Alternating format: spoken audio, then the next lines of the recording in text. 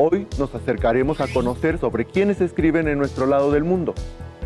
En esta sesión conoceremos a algunas autoras y autores latinoamericanos a través de sus obras literarias.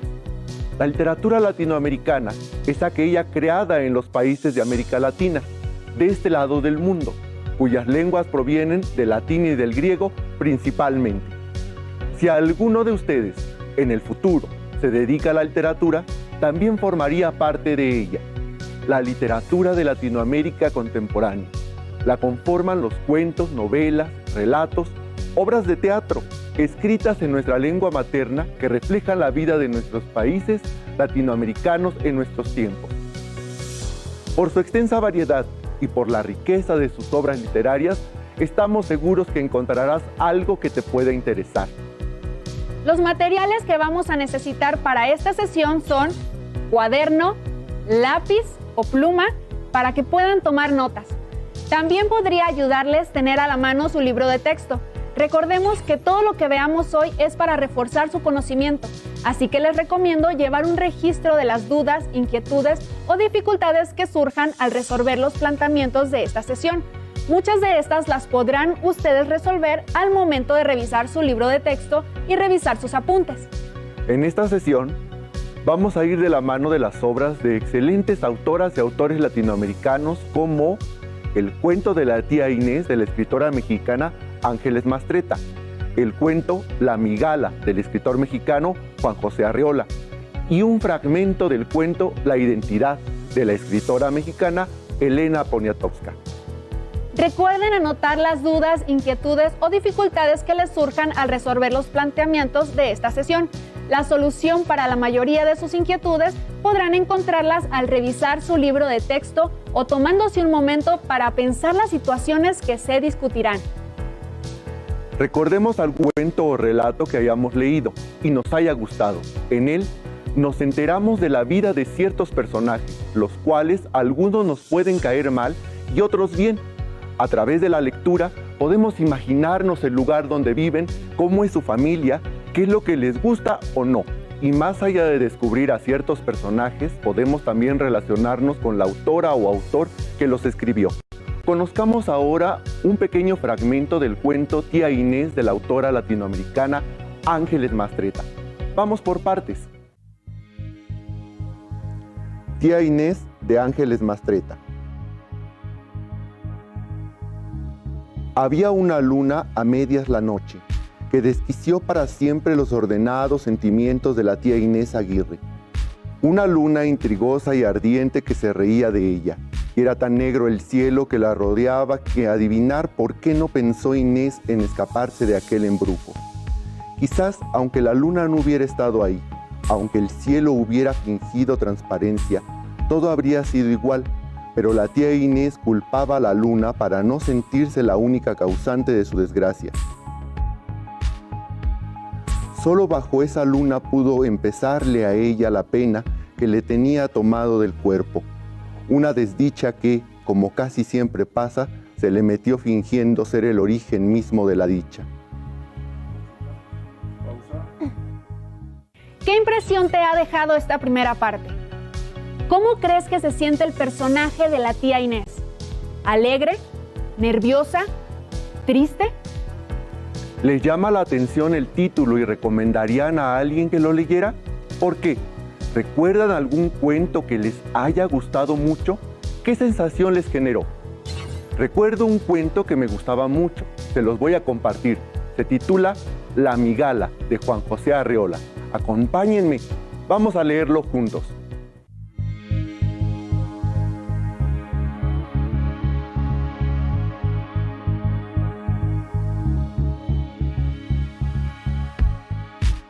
El día en que Beatriz y yo entramos en aquella barraca inmunda de la feria callejera, me di cuenta de que la repulsiva limaña era lo más atroz que podía depararme el destino. Peor que el desprecio y la conmiseración, brillando de pronto en una clara mirada.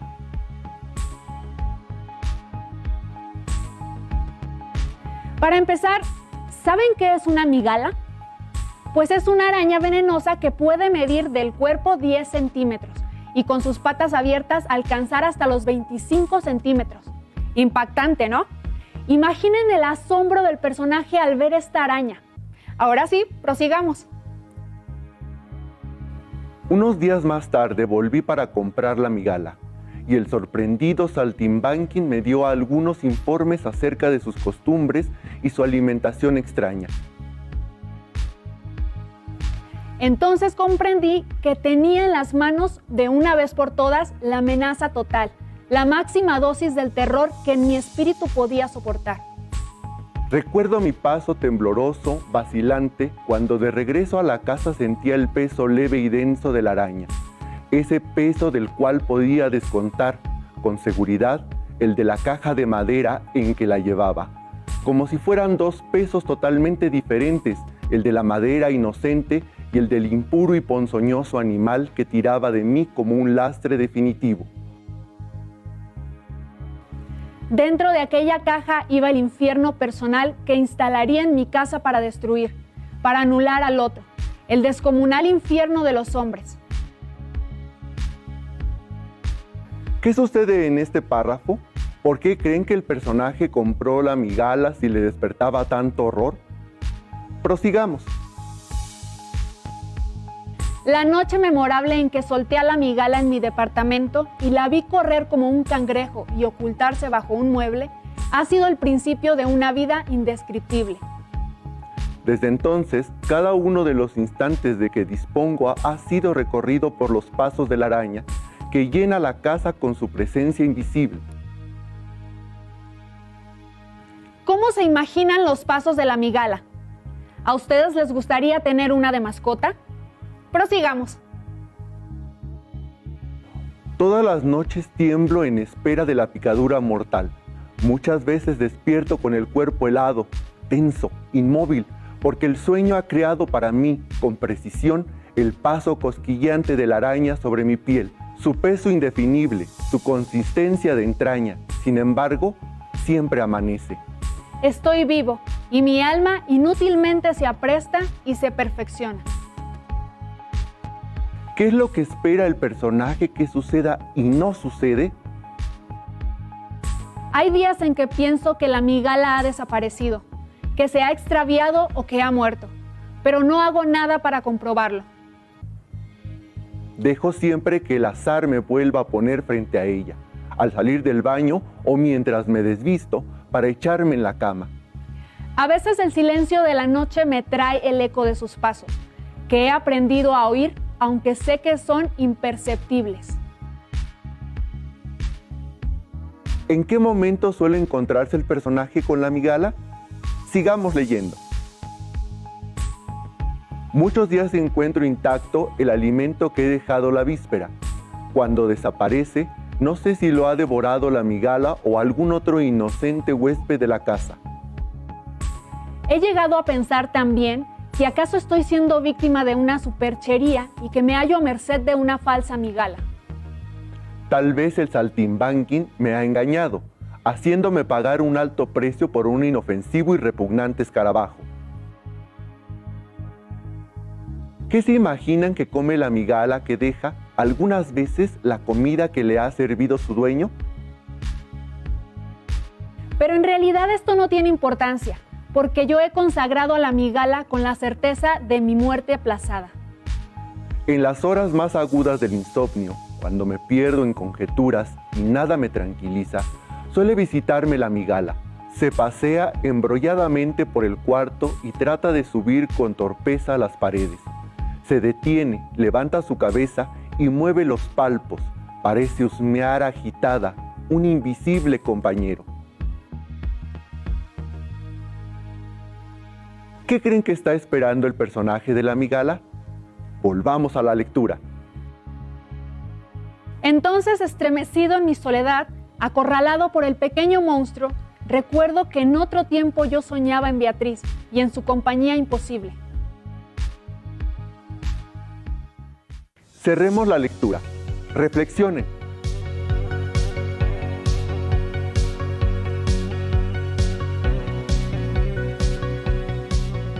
¿Pudieron ver en su imaginación cómo el protagonista se sumerge entre el sueño y el insomnio, el amor, la soledad y la angustia vital? cada cuento narra mundos distintos, ¿no creen? Existen muchas formas de escribir un cuento. ¿Cómo son los cuentos que les gustan? ¿Qué características deben tener para que los vuelvan a leer o se los recomienden a sus amigos? Afortunadamente, es común que en su nivel educativo sus maestras y maestros les inviten a leer cuentos, novelas o poemas. Y seguramente muchas de las obras literarias que han leído les han parecido interesantes. También es importante escuchar qué les gusta leer a otras personas de su edad. Esto podrían hacerlo hablando con sus amigas y amigos por medio de videollamadas o mensajes de voz. Seguramente escucharán características de cuentos que a ustedes también les gustan o quizá algunas que no conocían y les dieron ganas de leer un cuento con esas características. Espero que hasta ahora la estén pasando bien, explorando los cuentos que les hemos presentado. Y, hablando de los cuentos que acabamos de leer o escuchar, ¿qué les parece si retomamos el de la tía Inés de Ángeles Mastretta? ¿Qué más habrá pasado? Les cuento que Ángeles Mastretta nació en Puebla en 1949. Es una escritora y periodista mexicana conocida por crear grandes personajes femeninos y relatos que reflejan las realidades sociales y políticas de México. Pero esta vez realizaremos una pequeña actividad. Acompáñenme. Esta actividad se titula ¿Qué pasó primero? Pongan atención. Les voy a leer 3 pequeños fragmentos del cuento Tía Inés, pero estos fragmentos están en desorden. Traten de reordenarlos para saber qué pasó primero, qué pasó después y qué pasó al final. ¿Listas y listos? Es hora.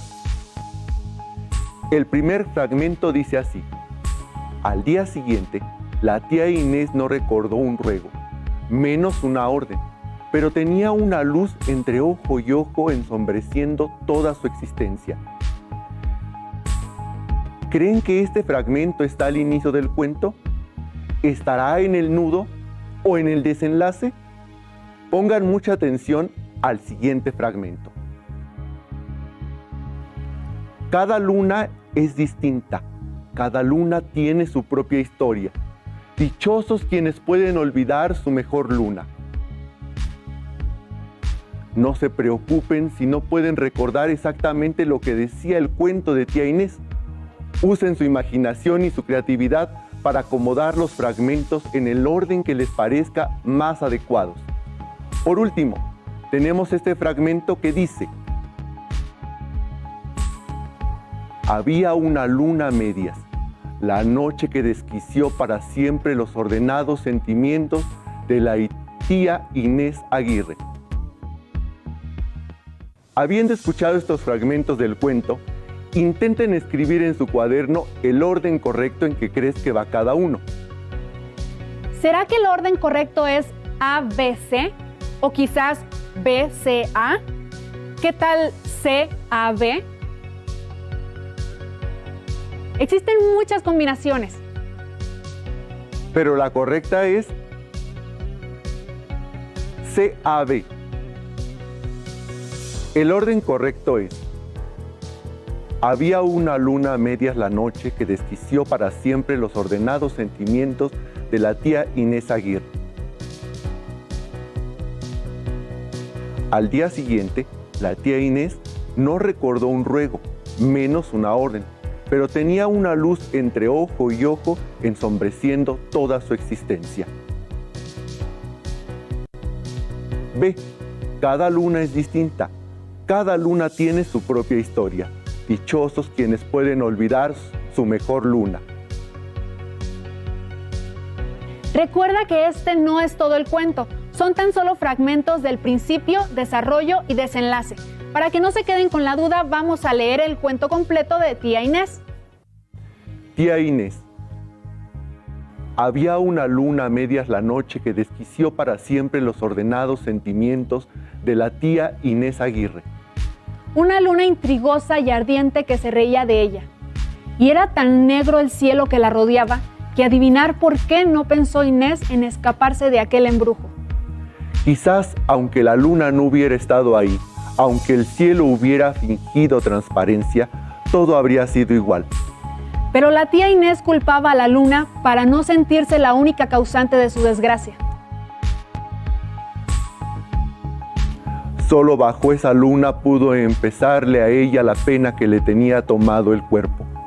Una desdicha que, como casi siempre pasa, se le metió fingiendo ser el origen mismo de la dicha.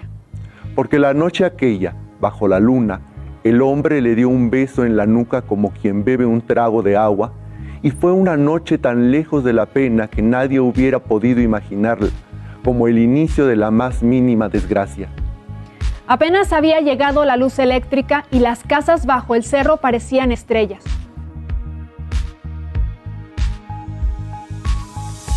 En alguien tuvo que vengar esa luna el dolor que le dieron las casas encendidas, las calles bajo el cobijo de aquella luz comprada y mentirosa, la ingratitud de toda una ciudad anocheciendo tranquila sin buscar el auxilio de su fulgor.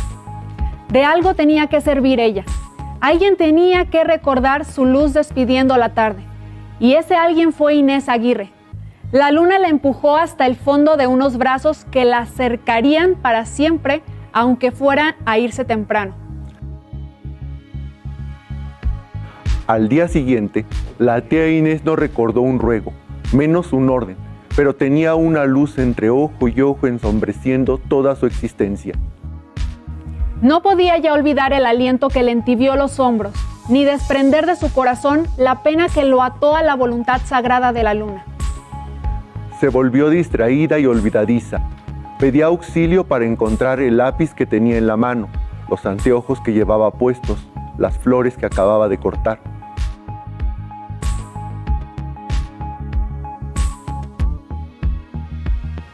Del modo en que andaba podía derivarse que no iba a ninguna parte, porque después del primer paso casi siempre olvidaba su destino. Confundía la mano derecha con la izquierda y nunca recordaba un apellido. Terminó llamando a sus tíos con el nombre de sus hermanos y a sus hermanas con el nombre de sus amigas. Cada mañana tenía que adivinar en cuál cajón guardaba su ropa interior y cómo se llamaban las frutas redondas que ponía en el jugo de desayuno. Nunca sabía qué horas eran y varias veces estuvo a punto de ser atropellada. Una tarde hacía el más delicioso pastel de chocolate y a la semana siguiente no encontraba la receta, ni sabía de qué pastel le hablaban. Iba al mercado para volver sin cebollas y hasta el Padre Nuestro se le olvidó de buenas a primeras. A veces se quedaba mirando un florero, una silla, un tenedor, un peine, una sortija y preguntaba con la ingenuidad de su alma, ¿para qué sirve esto?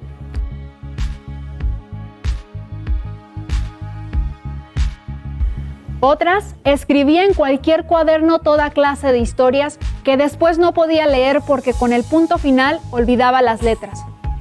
En uno de estos cuadernos escribió la última vez que supo hacerlo. Cada luna es distinta.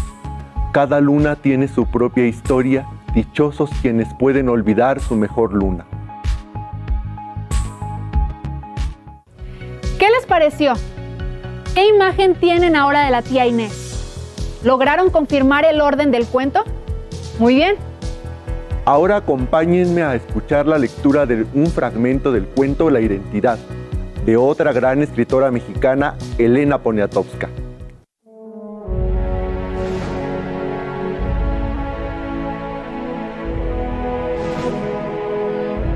Yo venía cansado. Mis botas estaban cubiertas de lodo y las arrastraba como si fueran féretros. La mochila se me encajaba en la espalda, pesada. Había caminado mucho, tanto que lo hacía como un animal que se defiende.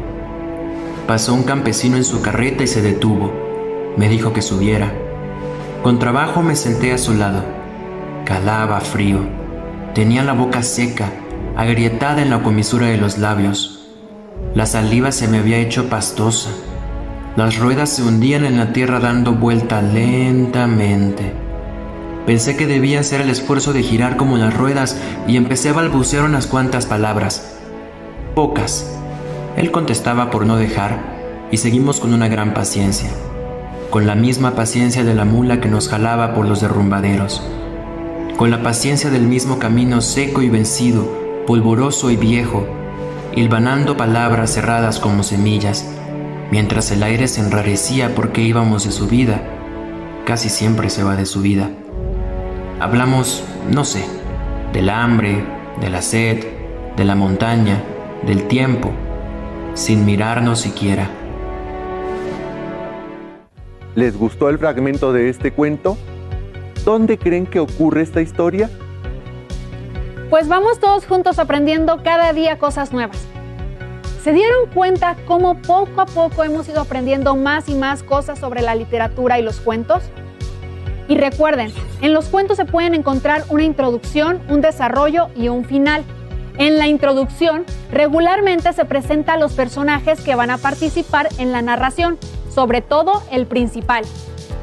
También se describe en esta parte el lugar donde se desarrolla la historia, los escenarios y el tiempo en el que ocurre. ¿Verdad, profesor? Así es. La parte de desarrollo de la historia generalmente es donde se escribe sobre lo que está pasando en la narración o historia.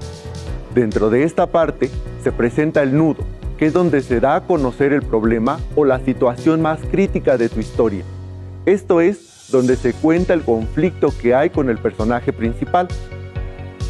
Y en el final o desenlace, casi siempre se narra cómo se resuelve el problema presentando el nudo, de manera cómica, trágica, dramática, en torno a la acción o la hazaña realizada por el personaje principal. Entonces tenemos que en los textos narrativos vamos por lo general a poder identificar tres partes: la introducción, el desarrollo y el desenlace. Para que disfruten de sus lecturas, les compartiré algunas estrategias. Recuperen los conocimientos previos que se tienen sobre el subgénero con el que se relaciona la narración para enriquecer la comprensión de esta. Relean la narración para identificar cómo se presentaron los sucesos y profundicen en la interpretación de la lectura. Realicen anotaciones o resúmenes de las partes leídas para reunir los datos más importantes del texto: personajes, conflictos, narradores, trama, etc. Infieran el significado de las palabras o expresiones que desconozcan a partir del contexto en el que se usan. Realicen predicciones acerca de cómo continuará o terminará la historia. Conversen con otros sobre el sentido de la obra o los fragmentos que les parezcan especialmente interesantes, bien logrados o que sean más complejos. Releer, anotar las palabras que no entendemos y buscarlas en el diccionario, investigar sobre el contexto de la historia y el autor o autora, conversar con otros sobre lo que hemos leído nos ayudará a comprender mejor nuestras lecturas y a querer seguir buscando más materiales de lectura. Les invito a que relean sus cuentos favoritos de autoras y autores de Latinoamérica o cuentos que nunca han leído y se darán cuenta de la estructura, inicio, desarrollo, final. En su libro de texto podrán encontrar otros cuentos que pueden gustarles mucho. Seleccionen el que más les guste. Tomen notas en su cuaderno. En su cuaderno describan a los personajes que aparecen en el cuento que seleccionaron. ¿Cómo serán? ¿Cuáles serán sus características? Cuando hablen con tus amigas y amigos sobre los cuentos que les gustan, se darán cuenta que a veces nuestros gustos no son tan distintos de los de otras personas. Ahora, creo que sería un buen momento para comenzar a leer otro tipo de cuentos que nunca hemos leído. Quizá encuentren otros estilos que también les gusten. Ya casi terminamos por el día de hoy. Espero que hayan disfrutado mucho esta sesión. Continúen viendo nuestras transmisiones para que juntas y juntos logremos alcanzar los objetivos de las sesiones de estudio de nuestras escuelas.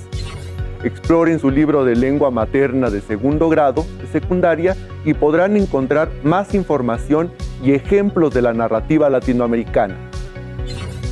Gracias por compartir con nosotros esta sesión de Lengua Materna 2. Poco a poco iremos aprendiendo más sobre los cuentos y otras obras literarias. Recuerden que leer es importante, ya que despierta nuestra imaginación y podemos conocer nuevos mundos. Y quién sabe, quizá un día tú también puedas escribir tus propios cuentos. Y recuerden que aún nos queda mucho por explorar y descubrir. Así que nos vemos pronto aquí en Aprende en Casa.